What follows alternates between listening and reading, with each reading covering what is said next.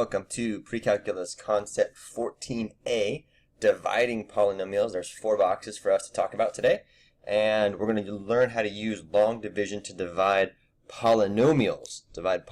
Something that we've been working on.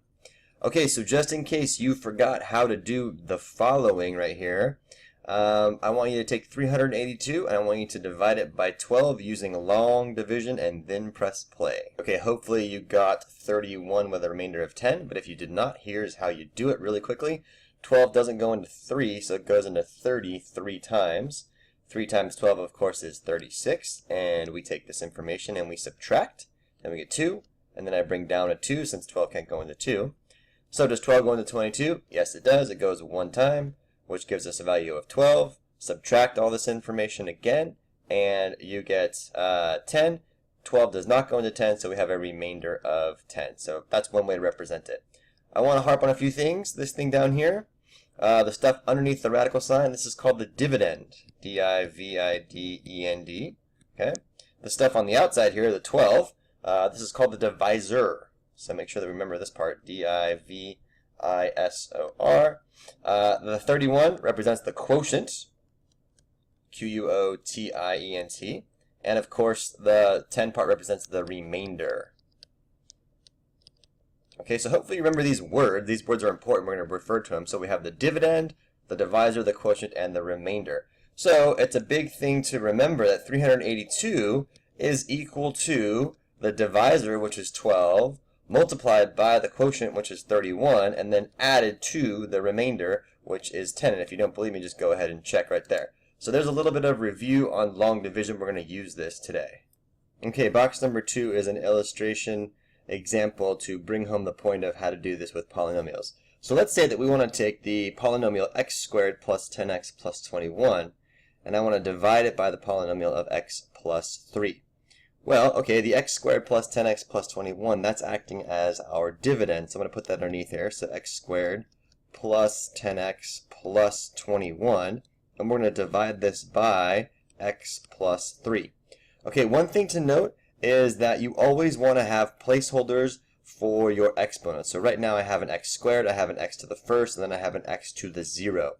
You always want to have descending placeholders in your dividend. So example, if I only had x squared plus 21, I would make sure I want to put in a 0x to the first so that I have a placeholder. We'll get into that more later.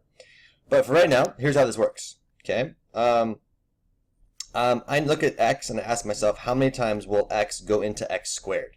Or what number do I multiply x by to get x squared? And that answer is simply just x.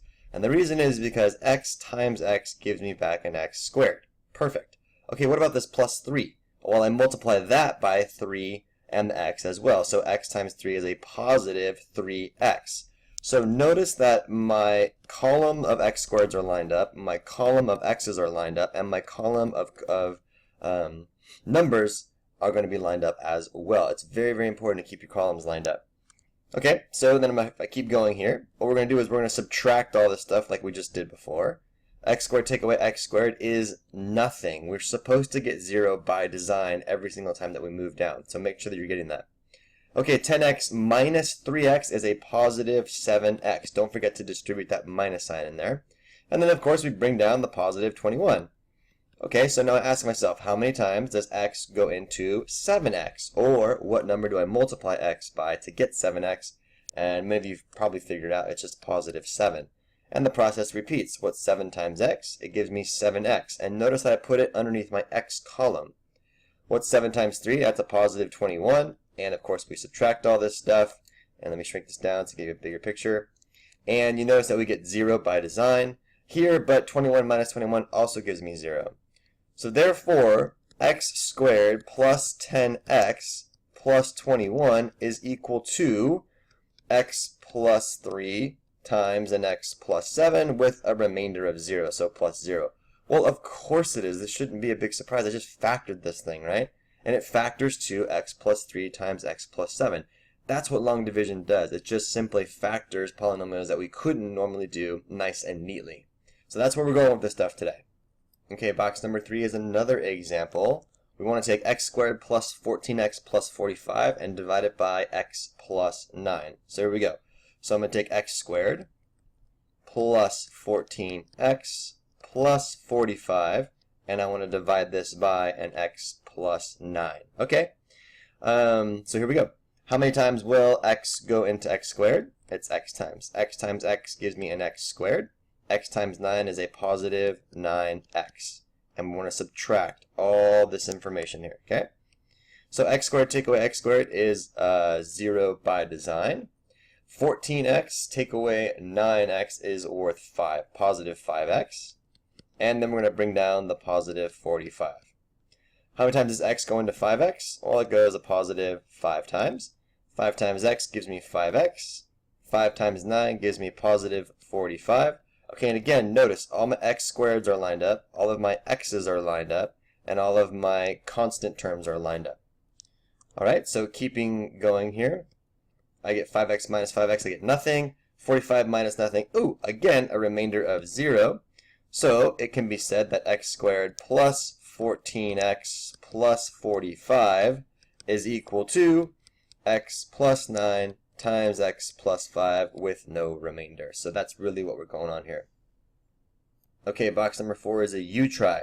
I want you to take x to the third plus 5x squared plus 7x plus 2, and then we divide it by an x plus 2. You're in good shape because all of your exponents line up in descending order. So you have 3, 2, 1, and 0. So you're all set to go. Go ahead and try and solve this problem on your own. Okay, hopefully you got the right answer of x squared plus 3x plus 1 with a remainder of 0. So first I asked myself how many times x goes into x to the third, and I got x squared. X squared times x gave me x to the third. X squared times 2 gave me 2x squareds, and then I subtracted, and that 5x squared minus 2x squared gave me the 3x squared. I brought down my 7x, and then I started the process over. I got 3x times x gives me the 3x squared. 3x times 2 gives me a positive 6x. And then I subtracted again. I got 0 by design. 7 minus x gives me 1x down here, and then I brought down the 2. X goes into x one time. 1 times x gives me the x, and 1 times 2 is 2. Subtract everything, and I get a remainder of 0. So hopefully you guys got that one right.